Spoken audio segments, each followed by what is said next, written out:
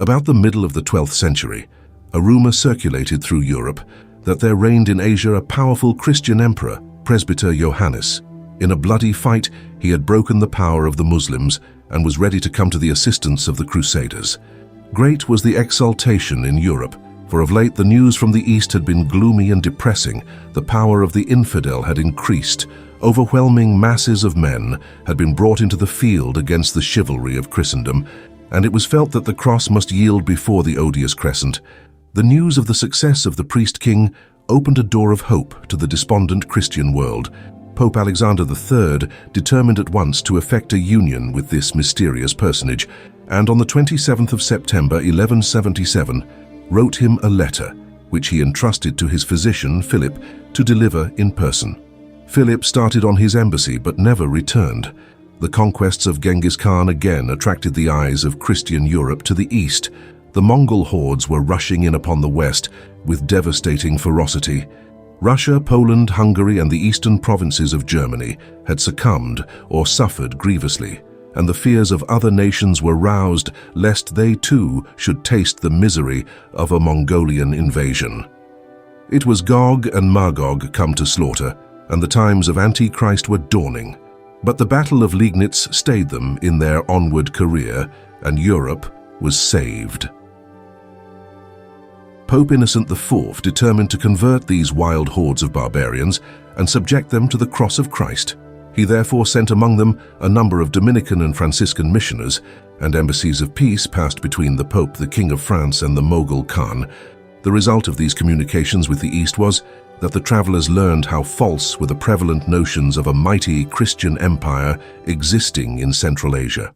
Vulgar superstition or conviction is not, however, to be upset by evidence, and the locality of the monarchy was merely transferred by the people to Africa, and they fixed upon Abyssinia with a show of truth as the seat of the famous priest-king.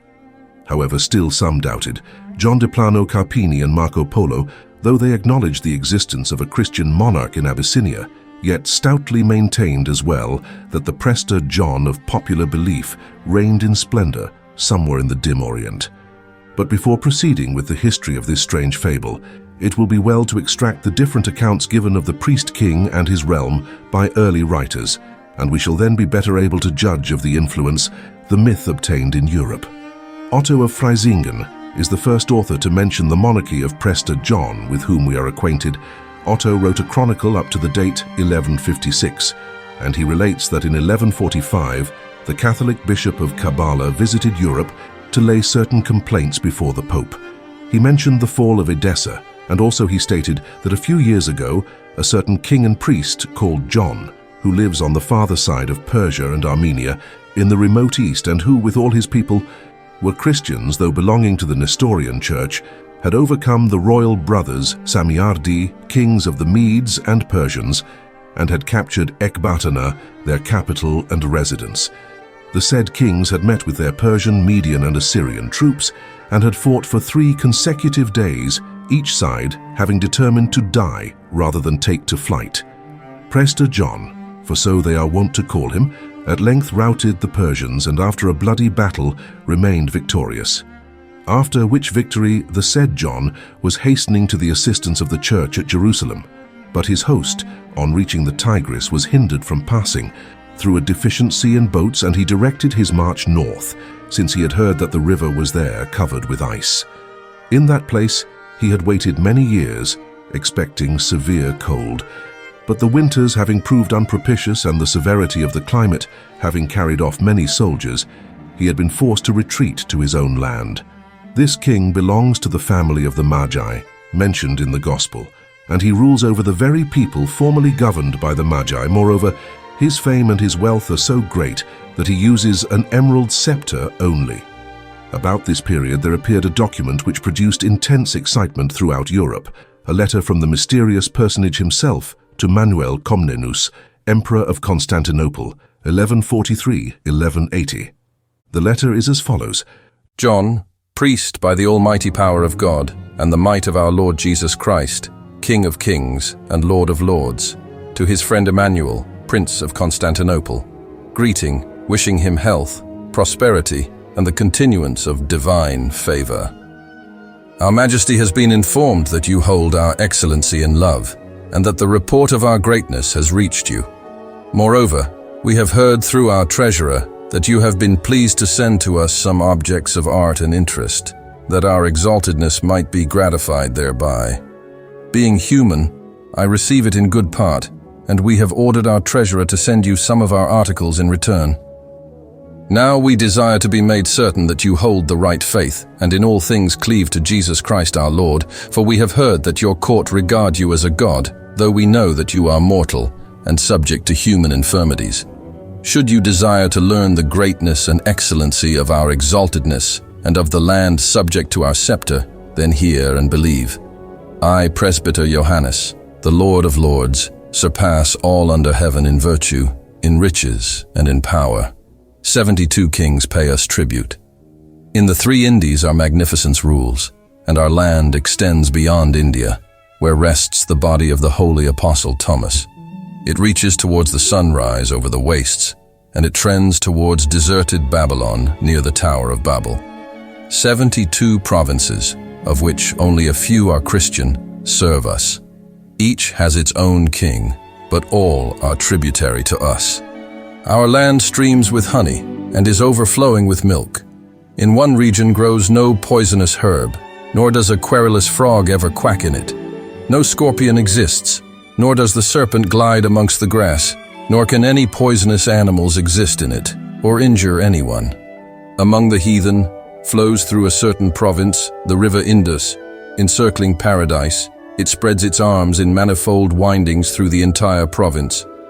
Here are found the emeralds, sapphires, carbuncles, topazes, chrysolites, onyxes, beryls, sardius, and other costly stones. Here grows the plant acidos, which, when worn by anyone, protects him from the evil spirit, forcing it to state its business and name. Consequently, the foul spirits keep out of the way there. In a certain land subject to us, all kinds of pepper is gathered and is exchanged for corn and bread, leather and cloth.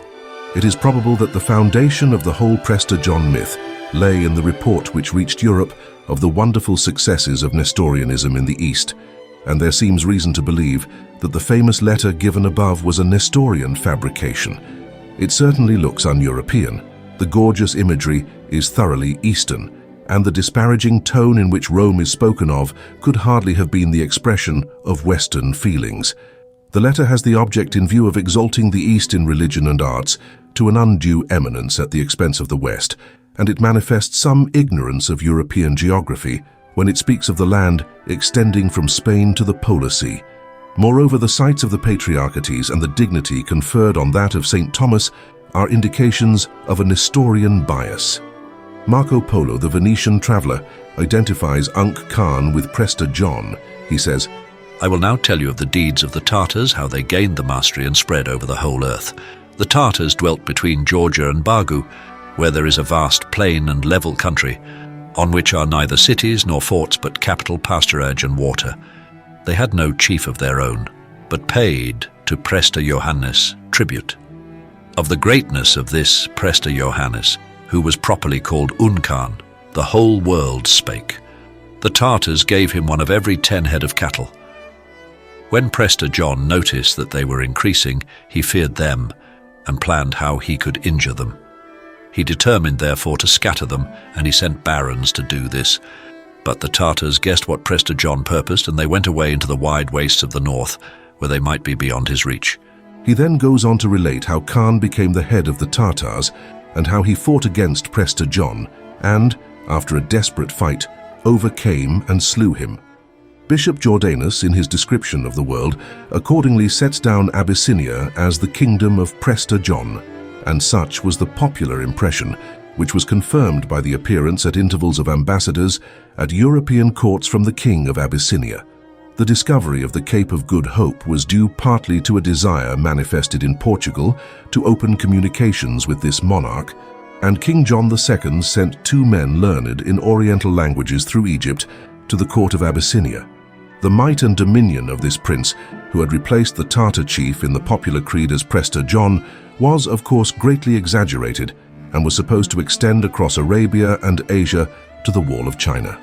The spread of geographical knowledge has contracted the area of his dominions, and a critical acquaintance with history has exploded the myth which invested Unk Khan, the nomad chief, with all the attributes of a demigod, uniting in one the utmost pretensions of a pope and the proudest claims of a monarch.